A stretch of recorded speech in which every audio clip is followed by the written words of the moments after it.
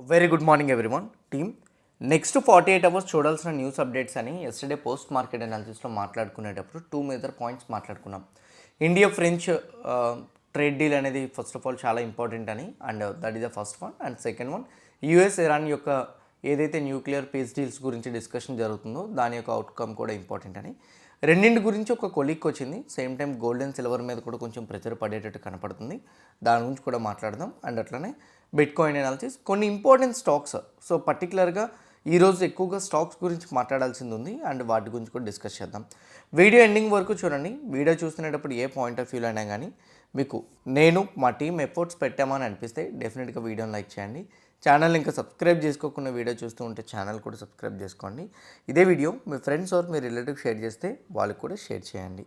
నా coming to the point, global markets పరంగా మాట్లాడుకుంటే అంటే లాస్ట్ నైట్ యూఎస్ మార్కెట్స్లో ఏం జరిగిందన్న దాని గురించి చూసుకుంటే డౌ జోన్స్ 32 పాయింట్స్ ఫ్లాట్లో క్లోజ్ అయింది. నాస్డాక్ 0.14% ఫ్లాట్లో క్లోజ్ అయింది. S&P 500 0.1, small cap 2000 0.03. ఎస్టర్డే ఒకనొక టైంలో నాస్డాక్ అంటే టెక్ రిలేటెడ్ ఇండెక్స్ అయితే మాత్రం అప్రాక్సిమేట్లీ 150 పాయింట్స్ నెగిటివ్లో ట్రేడ్ అవుతుంది. బట్ డే ఎండ్కి వచ్చేసరికి రికవరీ అవుతూ 31 పాయింట్స్ ఫ్లాట్లో క్లోజ్ అయింది. ఎస్టర్డే యూఎస్ రిలేటెడ్గా ఒక న్యూస్ అప్డేట్ అయితే మాత్రం ఉంది. యూఎస్ రిలేటెడ్గా ఉన్న న్యూస్ అప్డేట్ ఏంటంటే నిన్న యూఎస్ మార్కెట్స్లో మేజర్గా కరెక్షన్ అయిన స్టాక్స్లో మెటల్ రిలేటెడ్ స్టాక్స్ ఉన్నాయి. సో దానికి కారణం ఏంటంటే మన ఇండియా మెటల్ రిలేటెడ్ స్టాక్స్కి అది పాజిటివ్. నిన్న US trade representative Jamieson Greer గారు ఒక సిఎన్బిసి ఇంటర్వ్యూలో ఒక చిన్న స్టేట్మెంట్ చేశారు. అదేంటంటే చాలా బిజినెస్ గ్రూప్స్ నుంచి ట్రేడింగ్ పార్ట్నర్స్ దగ్గర నుంచి అయితే మాత్రం ప్రెజర్ అవుతుంది. బికాస్ స్టీల్ మీద అల్యూమినియం మీద టారిఫ్స్ అయితే మాత్రం ఉన్నాయి. దాన్ని తగ్గించమని అయితే మాత్రం ప్రెజర్ పెడుతున్నారు. సో ట్రంప్ వరకు ఇది వెళ్ళింది అండ్ తొందరలో దాని మీద డెసిషన్ తీసుకుంటాం. మోస్ట్లీ టారిఫ్స్ అయితే మాత్రం మేము తగ్గించే ఛాన్సెస్ ఉంటాయని చెప్పారు. యూఎస్ రిలేటెడ్గా Alcoa corporation, Kaiser aluminium corporation, Century aluminium corporation, some companies ఏవైతే ఉన్నాయో అవన్నీ కూడా 3 to 8% వరకు డిక్లైన్ అయితే వచ్చినాయి. సో ఎందుకంటే బేసిక్గా యూఎస్ నుంచి స్టీల్ అండ్ అల్యూమినియం బయటకు వెళ్ళేవి ఏవైతే ఉన్నాయో వాటన్నిటి మీద టారిఫ్స్ తక్కువ ఉన్నాయి. ఇండియా నుంచి లేదా అదర్ కంట్రీస్ నుంచి యూఎస్కి వచ్చి సెల్ చేసేవి ఏవైతే ఉన్నాయో స్టీల్ అండ్ అల్యూమినియం మీద టారిఫ్స్ ఎక్కువ ఉన్నాయి. సో ఇప్పుడు ప్రజెంట్ రైట్ టారిఫ్స్ని తగ్గిద్దాం అనుకుంటున్నాం అని అన్నారంటే ఇండియా నుంచి లేదా అదర్ కంట్రీస్ నుంచి యూఎస్లో వచ్చి ఏదైతే బిజినెస్ చేస్తున్నాయో వాటి మీద ఇప్పుడు టారిఫ్స్ తగ్గుతాయి. టారిఫ్స్ తగ్గినాయంటే ప్రైస్ కూడా తగ్గుతుంది. సో ప్రైస్ తగ్గింది అంటే బిజినెస్ ఎక్కువగా జరుగుతుంది, లోకల్ కంపెనీస్కి కాంపిటీషన్ పెరిగిపోతుంది. అందుకే యూఎస్ రిలేటెడ్ కంపెనీస్ అన్నీ కూడా డ్రాప్ అయిపోయినాయి. కానీ అది ఇండియా రిలేటెడ్గా అల్యూమినియం, స్టీల్ రిలేటెడ్ కంపెనీస్ ఏవైతే ఉన్నాయి, మీదలుగా హిండాల్కో కంపెనీ ఉంది, ఇలా కొన్ని కంపెనీస్ ఉన్నాయి. ఆ కంపెనీస్కి మేబీ పాజిటివ్గా మారే అవకాశం అయితే మాత్రం ఉంది. సో ఈరోజు మెటల్ సెక్టర్ని కొంచెం ఫోకస్ చేయండి. ఇతను ఇచ్చే స్టేట్మెంట్కి మెటల్ స్టాక్స్ ఈరోజు పాజిటివ్గా వెళ్ళొచ్చు. బట్ వన్ థింగ్, మెటల్ స్టాక్స్కి ఇంకో ప్రెజర్ కూడా ఉండొచ్చు. సిల్వర్ అండ్ గోల్డ్ కొంచెం డ్రాప్ అవుతుంది. సో దీనివల్ల మేబీ మెటల్ స్టాక్స్ డ్రాప్ అవ్వచ్చు. అప్పుడు మెటల్స్ బ్యాలెన్స్ అవుతాయి పడకుండా. సో ఫ్లాట్ విత్ నెగిటివ్ ఒక 0.5% నెగిటివ్ బ్యాలెన్స్ అవుతాయి అన్నమాట. నా యూరోపియన్ మార్కెట్స్ పరంగా చూసుకుంటే majority of the European markets అన్నీ కూడా ఫ్లాట్ విత్ పాజిటివ్లో కొన్ని క్లోజ్ అయితే, కొన్ని వచ్చేసరికి 0.8% పాజిటివ్లో అయితే మాత్రం క్లోజ్ అయినాయి. ఏషియన్ మార్కెట్స్ పరంగా చూస్తే యాక్చువల్గా China markets 1 week holiday. So ఇప్పటికి ఆల్రెడీ ఆల్మోస్ట్ ఒక 5 days అయిపోయింది. మోస్ట్లీ నాకు తెలిసి ఈ వీక్లో ఫ్రైడేనే ఎప్పుడో ఓపెన్ అవుతుంది. సో అంతవరకు చైనా మార్కెట్స్ అయితే హాలిడే ఉన్నాయి. సో హవెవర్ జపాన్ మార్కెట్ 1% పాజిటివ్లో ట్రేడ్ అవుతుంది. S&P ASX 2000 అయితే 0.3% positive. Rest of the markets అన్నీ కూడా క్లోజ్లోనే ఉన్నాయి. సో యూఎస్ మార్కెట్స్ చూస్తే న్యూట్రల్లో క్లోజ్ అయినాయి కదా. మరి ఇండెక్స్ ఫ్యూచర్స్లోకి వెళ్ళి ఫ్యూచర్స్లో ఏం జరుగుతుందనే దాన్ని బట్టి చూద్దాం. సో ఫ్యూచర్స్లో ఏం జరుగుతుందని దాన్ని బట్టి చూస్తే యూఎస్ ఫ్యూచర్స్లో డౌ ఫ్యూచర్స్ +4, నాస్డాక్ ఫ్యూచర్స్ -33. ఓవరాల్గా చూసుకుంటే యూఎస్ మార్కెట్స్ మిక్స్డ్ విత్ ఫ్లాట్లో క్లోజ్ అయినట్టు మనకి కనపడుతుంది. నా మన ఇండియన్ ప్రకారంగా గిఫ్ట్ నిఫ్టీ ప్రకారంగా చూస్తే 25,736 ఎస్టర్డే క్లోజ్ అయింది. As of now Gift Nifty అయితే 25,760 దగ్గర గ్యాప్ అప్ ఓపెనింగ్ అయితే మాత్రం చూపడుతుంది. అంటే 760 అంటే నిఫ్టీ 50 కన్నా హయ్యర్ క్లోజింగ్ ప్రైజే కదా. సో దానివల్ల 25 points or 30 points gap up opening మనకు కనపడుతుంది. సో ఎప్పుడైనా ఇలా ఫ్లాట్లో ఓపెన్ అవుతున్నప్పుడు ఏడిఆర్స్ని చూడండి. ఏడిఆర్స్ అంటే మన ఇండియన్ స్టాక్స్ అమెరికాలో ట్రేడ్ అయినవి. వాటి ప్రకారంగా చూసుకుంటే ఇన్ఫోసిస్ 0.2% పాజిటివ్లో క్లోజ్ అయింది. Wipro 2% negative. HDFC bank positive, ICICI bank ADS పాజిటివ్లో క్లోజ్ అయినాయి. ఎస్టర్డే మన ఇండియన్ స్టాక్స్తో కంపేర్ చేయండి. HDFC bank flat, ICICI bank flat with negative. ఈ రెండు నెగిటివ్, కానీ ఇక్కడేమో HDFC bank positive, ICICI bank పాజిటివ్లో క్లోజ్ అయింది. అండ్ అలానే ఇన్ఫోసిస్ విప్రో పరంగా చూసుకుంటే ఇన్ఫోసిస్ 1.87, విప్రో 1.14. అండ్ ఇక్కడ చూస్తే 2% విప్రో నెగిటివ్లో క్లోజ్ అయింది, ఇన్ఫోసిస్ ఏమో 0.2%. కానీ వన్ థింగ్, 2 రోజులకి రియాక్ట్ అవ్వాల్సినవి ఏడిఆర్స్, ఎందుకంటే మొన్న కూడా యూఎస్ మార్కెట్స్ ఓపెన్ అవ్వలేదు కదా, అందువల్ల ఇది 2 డేస్కి రియాక్ట్ అవ్వాల్సింది. సో చూడాలి, ఏడిఆర్స్ పరంగా అయితే మాత్రం అన్ని న్యూట్రల్లో క్లోజ్ అయినాయి, మరి ఓపెన్ అవుతుంది ఎట్లా అనేది చూడాలి. As of now Gift Nifty అయితే ఫ్లాట్లో ఓపెన్ అవుతుంది. ఫ్లాట్ విత్ బిగ్ పాజిటివ్ అని చెప్పలేము, బిగ్ నెగిటివ్ అని చెప్పలేము, ఎందుకంటే ఆ నెంబర్ 30 పాయింట్స్ టు 40 పాయింట్స్ అనేది జస్ట్ నార్మల్ గ్యాప్ అప్ మాత్రమే. సో ఇక్కడితో గ్లోబల్ మార్కెట్ అనాలిసిస్ మనకి కంప్లీట్ అయింది. నా మన ఇండియా పరంగా కొన్ని ఇంపార్టెంట్ పాయింట్స్ ఉన్నాయి, అవి ఒక్కొక్కటి డిస్కస్ చేద్దాం. ఫస్ట్ వన్ వచ్చేసరికి మీరు ఇక్కడ క్లియర్గా చూస్తే నిన్న French president, okay, so almost 4 days ఉన్నారు, రేపు ఫిబ్రవరి 19న ఇండియా నుంచి వెళ్ళిపోతారని చెప్పేసి నిన్న ఒక డిస్కషన్ జరిగింది. ఓకే, నిన్న పోస్ట్ మార్కెట్లో అయితే ఇండియాకి ఫ్రెంచ్ మధ్య కొన్ని డీల్స్ అయితే మాత్రం కంప్లీట్ అవ్వాల్సినవి ఉన్నాయి. సో మోస్ట్లీ డిఫెన్స్ రిలేటెడ్గా 10 years అగ్రిమెంట్ రెన్యూ చేసుకుందామని అనుకుంటున్నారని మనం మాట్లాడుకున్నాం. అండ్ యాజ్ ఆఫ్ నౌ ఇక్కడ చూస్తే 21, ఓకే, సో మేజర్గా 21 సెగ్మెంట్స్ మీద అయితే మాత్రం ఇద్దరి మధ్య కూడా డీల్ జరిగిందని చెప్తున్నారు. అందులో క్లియర్గా చూడండి, డిఫెన్స్ అండ్ సెక్యూరిటీలోని 4 సెగ్మెంట్స్ ఉన్నాయి. Aviation manufacturing, missile production and same time military integration and అలానే ప్యాక్ట్ రెన్యువల్, ఈ 4 వాటి మీద అయితే మాత్రం అగ్రిమెంట్ జరిగింది. అండ్ మోర్ ఓవర్ ఇందులో BEL, HAL లాంటి కంపెనీస్ లాభపడే అవకాశాలు అయితే మాత్రం ఉన్నాయి. టెక్నాలజీ, ఇన్నోవేషన్ అండ్ స్టార్టప్స్ పరంగా సో డీల్ అయితే మాత్రం జరిగింది. ఇందులో digital science, innovation network launches చేయడం, అడ్వాన్స్డ్ మెటీరియల్స్ని ఎస్టాబ్లిష్ చేయడం, వీటన్నిటి మీద కూడా అగ్రిమెంట్ అయితే జరిగింది. Critical minerals and emerging technology రిలేటెడ్గా, so health care and life sciences పరంగా, ఎకనామీ, ఎనర్జీ అండ్ ఇన్ఫ్రాస్ట్రక్చర్ పరంగా, ఇందులో రెన్యూబుల్ ఎనర్జీ మీద కూడా MOUs అయినాయి. So mostly renewable related companies like Suzlon energy కానీ, వార్ ఎనర్జీస్ కానీ, ఇట్లాంటి కంపెనీస్ మేబీ లాభపడే అవకాశాలు అయితే మాత్రం ఉన్నాయి.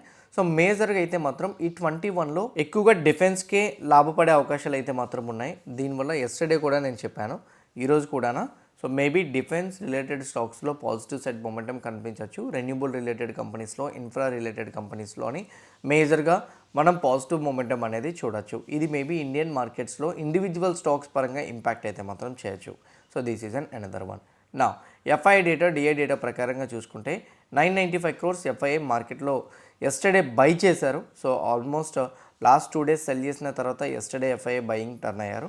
DI కూడా 187 crores బయింగ్ సైడ్ అయితే మాత్రం టర్న్ అవడం జరిగింది. వాళ్ళు ఇప్పుడు F&Oలో పొజిషన్స్ బిల్డ్ చేసిన డేటా ప్రకారంగా చెక్ చేసుకుంటే ఇక్కడ మీరు క్లియర్గా చూస్తే FII index future side 1,41,000 positions ఉన్నారు. మళ్ళీ షార్ట్ కవరింగ్ చేయడం మొదలు పెడుతున్నారు. ఎస్టర్డే కూడా షార్ట్ కవరింగే కనిపించింది, ఈరోజు కూడా షార్ట్ కవరింగే. ప్రొప్రైటరీ ట్రేడర్స్ డేటా కూడా 1,47,000 పొజిషన్స్ పాజిటివ్ సైడ్ ఉన్నాయి. అంటే ప్రొప్రైటరీ ట్రేడర్స్ ఇండెక్స్ ఆప్షన్స్లో మీడియం బుల్లిష్ సైడ్ ఉన్నారు. అండ్ FII ఇండెక్స్ ఫ్యూచర్స్లో అయితే మాత్రం little bit short covering momentum అయితే మాత్రం చేస్తున్నారు. సో డేటా ప్రకారంగా అయితే మాత్రం మార్కెట్ షార్ట్ కవరింగ్ చూపెడుతున్నాయి. సో నిఫ్టీ పరంగా చూద్దాం, అంటే మార్కెట్స్ పరంగా చెక్ చేద్దాం. మార్కెట్స్ పరంగా చెక్ చేస్తే last 2 days important support level దగ్గర నుంచి బౌన్స్ అవుతుంది. సో నేను ఎప్పుడు కూడా ఒకటే చెప్తుంటాను, మార్కెట్ రికవరీ అవుతుంది లేదా ఒక సపోర్ట్ లెవెల్ దగ్గర నుంచి బౌన్స్ అవుతుందని ఎట్లా చెప్పగలుగుతాం. సో లెట్స్ సే ఈ క్యాండిల్ అబౌవ్ ఈ క్యాండిల్ క్లోజ్ అయింది, పాజిటివ్ సైడ్ సస్టైన్ అవ్వడానికి ట్రై చేస్తుందని అర్థం. ఈ candle above next candle close అయింది అనుకోండి, markets positive side momentum continue చేయడానికి ట్రై చేస్తున్నాయని అర్థం. ఇప్పుడు నిఫ్టీ 50 పరంగా కూడా 25,768 ఇంపార్టెంట్ రెసిస్టెన్స్ లెవెల్. ఎలా చెప్పాను, ఎస్టర్డే యొక్క హై అది. సో ఎనీథింగ్ ఈరోజు ఫ్లాట్లో ఓపెన్ అయితే ఎస్టర్డే ఒక హై బ్రేక్ అయింది అనుకోండి, పాజిటివ్ సైడ్ మొమెంటం కంటిన్యూ చేయడానికి ప్రయత్నిస్తుందని అర్థం. ఒకవేళ కానీ 2 days పాజిటివ్ సైడ్ వెళ్ళింది కదా, సో ఈరోజు మార్కెట్ కన్సాలిడేషన్ తీసుకుంటుంది అని మీకు అనిపిస్తే ఎస్టర్డే హై అండ్లో మార్క్ చేసుకోండి. ఆ హై అండ్లో ఇన్ బిట్వీన్లో కానీ ట్రేడ్ అయితే కన్సాలిడేషన్ అని మనం డిసైడ్ అవ్వచ్చు. హై అండ్లో ఎనీ సైడ్ బ్రేక్ అయినా కానీ కన్సాలిడేషన్ కాదు, మార్కెట్స్ డైరెక్షన్ మారబోతున్నాయని అర్థం. అప్ సైడ్ వెళ్తే బుల్లిష్ మొమెంటం కంటిన్యూ అవుతుంది, డౌన్ సైడ్ వస్తే మార్కెట్ మళ్ళీ బీరిష్ సైడ్ వస్తుంది అని దాని అర్థం. Same for Sensex also. Sensex కూడా ఐ కెన్ డ్రా సెన్సెక్స్కి హై 83,570 అండ్ లో వచ్చేసరికి సెన్సెక్స్కి అయితే మాత్రం 83,000. అండ్ ఎనీథింగ్ ఇన్ బిట్వీన్లో కానీ సెన్సెక్స్ కానీ ఉంటే మాత్రం కన్సాలిడేషన్ ఫేజ్లో ఉండొచ్చు. అండ్ ఇక్కడ లో బ్రేక్ అయినా ఇక్కడ హై బ్రేక్ అయినా మేబీ మార్కెట్లో డైరెక్షన్ మారిపోయే ఛాన్స్ అయితే మాత్రం ఉంది. నా బ్యాంక్ నిఫ్టీ పరంగా చెక్ చేసుకుంటే when it comes to bank నిఫ్టీకి ఎస్టర్డే కొంచెం బ్యాంకింగ్ స్టాక్స్ సపోర్ట్ చేయడంతో బ్యాంక్ నిఫ్టీలో కూడా పాజిటివ్ సైడ్ మొమెంటం చూసాం. నా సేమ్ ఎస్టర్డే హై ఎండ్లో నేను మార్క్ చేసుకుంటున్నా. అండ్ ఎనీథింగ్ హై కానీ బ్రేక్ అయితే న్యూ ఆల్ టైమ్ హై దగ్గరికి రీచ్ అయ్యే ఛాన్స్ అయితే మాత్రం ఉంది. లో కానీ బ్రేక్ అయితే మాత్రం లోవర్ సైడ్ రావడానికి ప్రాబబిలిటీస్ అయితే మాత్రం ఉన్నాయి. When it comes to Fin Nifty పరంగా మాట్లాడుకుంటే ఫిన్ నిఫ్టీకి అయితే మాత్రం ఎస్టర్డే ఒక ఇన్సైడ్ బార్ క్యాండిల్ అయితే ఫామ్ అయింది. నా ఎప్పుడైనా ఇన్సైడ్ బార్ క్యాండిల్ ఫామ్ అయినప్పుడు ఆ క్యాండిల్ హై బ్రేక్ అయితే ఇంకా పాజిటివ్ సైడ్ వెళ్ళడానికి ట్రై చేస్తుంది. లో కానీ బ్రేక్ అయితే మాత్రం నెగిటివ్ సైడ్ రావడానికి ప్రాబబిలిటీస్ ఎక్కువగా ఉంటాయి. ఇది ఫిన్ నిఫ్టీ ప్రకారంగా అయితే మాత్రం. నా బిట్ కాయిన్ పరంగా మాట్లాడుకుంటే బిట్ కాయిన్ కరెంట్లీ 67,000 దగ్గర ట్రేడ్ అవుతుంది. నిన్న మనం ఒక పాయింట్ మాట్లాడుకున్నాం, మీకు గుర్తుందో లేదో, డోజీ క్యాండిల్ ఏదైతే ఉందో ఆ క్యాండిల్ లో బ్రేక్ అయితే మేబీ డ్రాప్ రావచ్చని. లో ఆల్మోస్ట్ బ్రేక్ చేయడానికి ట్రై చేస్తుంది, ఇంకా బ్రేక్ చేయలేదు. ఒకవేళ కానీ లో బ్రేక్ అయితే ఫస్ట్ స్వింగ్లో ఏదైతే ఉందో 64,500 అంతవరకు చూస్తాం. అది కూడా బ్రేక్ అయితే 60,000. మార్కెట్లో మనం ఆఫ్టర్ గుడ్ బీరిష్, సో ఇప్పుడు ప్రెజెంట్ రైట్ స్లోగా అసెండింగ్ ఆర్డర్ ట్రై చేస్తుంది. సో ఎనీథింగ్ ఈ స్వింగ్లోకి ఇలా వెళ్తే పర్వాలేదు, కానీ ఇలా వచ్చేసింది అనుకోండి అదొక పుల్ బ్యాక్ ప్యాటర్న్ లాగా ఉండే ప్రాబబిలిటీస్ ఉన్నాయి ఈ స్వింగ్లో బ్రేక్ అయితే. అందుకే 64,500 క్రూషియల్. అది బ్రేక్ అవ్వకపోతే మేబీ బౌన్స్ ఎక్స్పెక్ట్ చేయొచ్చు. బౌన్స్ ఫస్ట్ మూవ్ 70,000 అండ్ అక్కడి నుంచి నెక్స్ట్ 78,000 వరకు చూడొచ్చు. బిట్ కాయిన్లో ట్రేడ్ చేసేటప్పుడు లెవరేజ్ని తగ్గించి ట్రేడ్స్ తీసుకోవడానికి ట్రై చేయండి. అండ్ మోర్ ఓవర్ మీ అసెట్స్లో ఎక్కువ ఎలొకేషన్ బిట్ కాయిన్ ఇవ్వద్దు, చాలా తక్కువ ఇవ్వడానికి ట్రై చేయండి. బిట్ కాయిన్లో మీరు యాక్టివ్గా ట్రేడ్ చేద్దాం అనుకుంటే మీకు నార్మల్ డీబెట్ అకౌంట్స్ యూజ్ అవ్వవు. కింద కామెంట్ బాక్స్లో డెల్టా ఎక్స్చేంజ్ రిఫరల్ లింక్ ఇచ్చాను, ఆ లింక్ క్లిక్ చేసి అకౌంట్ ఓపెన్ చేసుకోండి. ఇన్వెస్ట్మెంట్స్ ట్రేడింగ్ చేద్దాం అనుకున్న వాళ్ళైతే. నా ఇంపార్టెంట్ స్టాక్స్ గురించి అండ్ అలానే గోల్డ్ అండ్ సిల్వర్ గురించి మాట్లాడాలన్నాను కదా, అవే మాట్లాడాలి. ఎస్టర్డే ఇరాన్ వాళ్ళు అయితే మాత్రం స్ట్రైట్ ఆఫ్ హార్మోజ్ అయితే మాత్రం బ్లాక్ చేయడం జరిగింది. బేసిక్గా స్ట్రైట్ ఆఫ్ హార్మోజ్ బ్లాక్ చేస్తే అది మార్కెట్స్కి నెగిటివ్, కానీ స్ట్రైట్ ఆఫ్ హార్మోజ్ బ్లాక్ చేసినా కానీ మార్కెట్స్ అంతగా రియాక్ట్ అవ్వలేదని అంటే, సో అంటే స్ట్రైట్ ఆఫ్ హార్మోజ్ అంటే మీకు ఎట్లా చెప్పాలంటే ఓషియన్లోని ఒక వే అనమాట. అందులో వే ఏదైతే ఉందో ఆ వే నుంచి చాలా కంట్రీస్, ఈ యూఏఈ కానీ అదర్ కంట్రీస్ అన్నీ కూడా ఆ స్ట్రైట్ ఆఫ్ హార్మోజ్ మీద వెళ్ళే క్రూడ్ని ఎక్స్పోర్ట్ ఇంపోర్ట్ చేస్తూ ఉంటారు. సో ఆ వే ఏదైతే ఉందో ఆ వేని ఇరాన్ వాళ్ళు బ్లాక్ చేశారు. ఇది ఇరాన్ వార్ ఇష్యూ వల్ల కాదు, లేదా US Iran peace deal work out అవ్వకపోవడం వల్ల కూడా కాదు. వాళ్ళే ఆల్రెడీ క్లియర్గా అఫీషియల్గా చెప్పారు, సెక్యూరిటీ ప్రికాషన్స్ కోసం టెంపరీగా పాజ్ చేశాము.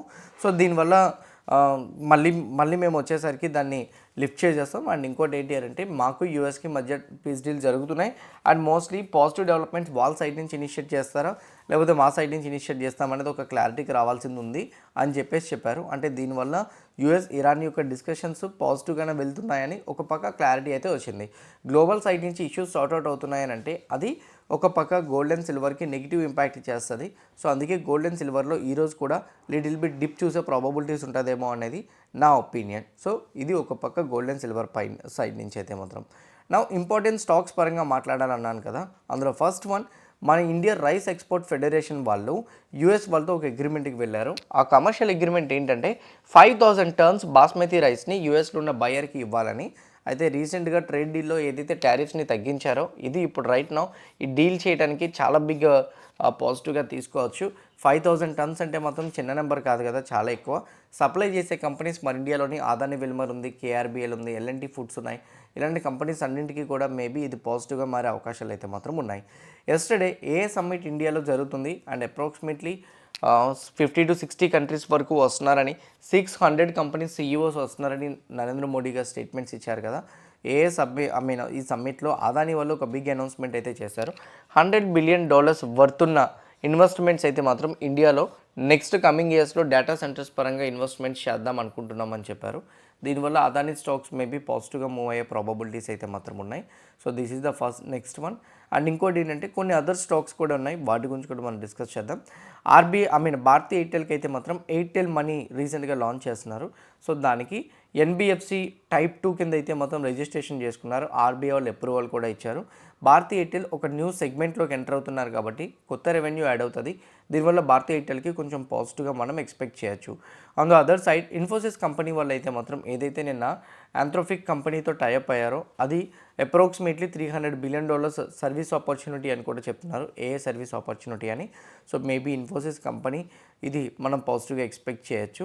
అదానీ ఎంటర్ప్రైజెస్ వాళ్ళు అయితే మాత్రం శ్రీ విశ్వ వారాది కంపెనీ మీద 96,070 ఐ మీన్ 96,070 రూపీస్కి అయితే మాత్రం 49% స్టేక్ని అయితే మాత్రం ఎక్విషన్ చేసుకున్నారు. ఇది అదాని ఎంటర్ప్రైజెస్ కొంచెం పాజిటివ్గా తీసుకోవచ్చు.